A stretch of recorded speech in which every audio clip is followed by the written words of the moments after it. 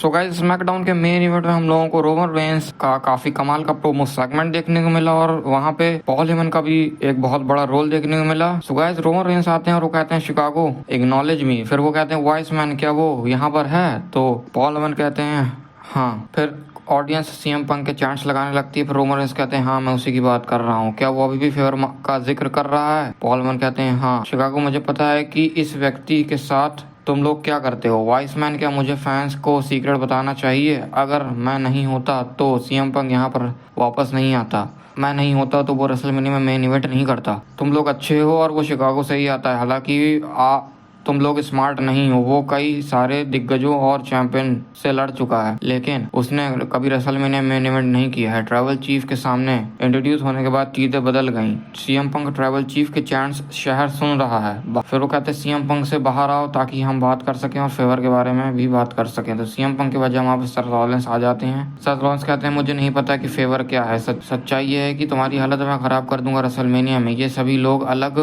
जीवन में रहना पसंद करते हैं। तुम लोग जब असल जीवन में आओगे तो तुमको पता चलेगा कि दिक्कतें आती हैं। मैं तुम्हारा उदाहरण देता हूँ।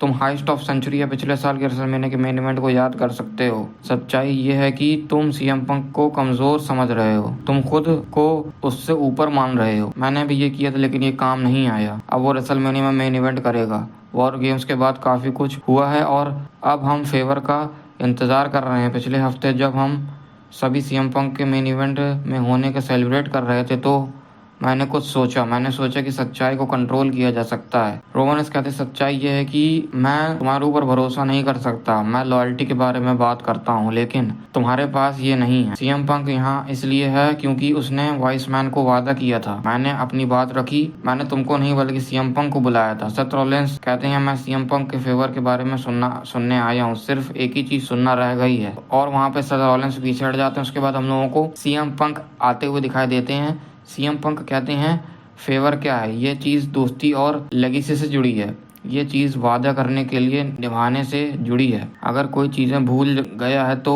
इसका मतलब ये नहीं है कि मैं भूल गया हूँ। जब पॉल हेमन ने कंपनी छोड़ दी थी तो उस समय मैं, तुम और आरबीडी बात कर रहे थे कि मैंने तुमको कहा था कि मुझे छोड़कर मत जाना, ये लोग मुझे फायर कर देंगे। तुमने मुझे कहा था कि मैं रेसलमेनिया में मेन इवेंट करूंगा और मैं यानी कि पॉल हेमन उन्हें इस चीज के लिए फोर्स करूंगा। अब वो नहीं है लेकिन रोमन रेंस मैं तुम्हें फोर्स करूंगा कि हम दोनों से रेसलमेनिया में निपटोगे। रेसलमेनिया में मेन इवेंट में मेरे कॉर्नर पर वाइस मैन और मेरा बेस्ट फ्रेंड पॉल हेमन होगा। रोमन कहते हैं ये है फेवर। तुमको पता है कि वाइस मैन मुझे प्यार करता है, उसे मेरी जरूरत है, मैंने उससे बचाया है। अगर मैं उसे बोल भी दूंगा तो वो मना नहीं करेगा। वाइस मैन तुम उन्हें बता दो कि क्या करना है, क्या ऐसा करना है? फिर पॉल हेमन हम लोगों को रोते हुए दिखाई देते हैं। रोमनस कहते हैं तुम रो रहे हो, तुम्हें सीधा नहीं बोलना चाहिए था, तुमको अपने आंसू पोंछने चाहिए। मैं तुमको अपने साथ लेकर आया, उन्हें नहीं बोलो, मैं तुमको एक और मौका दे। उसके बाद भी पॉल हेमन नहीं बोलते। फिर रोमनस कहते हैं मैं तुमको एक और मौका देता हूँ, उन्हें मना कर दो। पॉल हेमन कहते हैं नहीं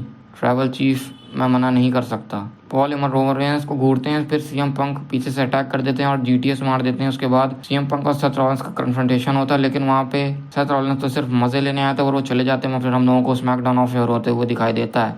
तो अब सीएम पंक के कॉर्नर पर रहेंगे पॉल हेमन। तो आज का फेवर ये कुछ था। तो गाइस दैट्स इट वाली वीडियो हुई। तो अगर आपको पसंद आई तो वीडियो को लाइक, चैनल को सब्सक्राइब। तो मिलते हैं नेक्स्ट वीडियो में, तब तक के लिए आदियोस।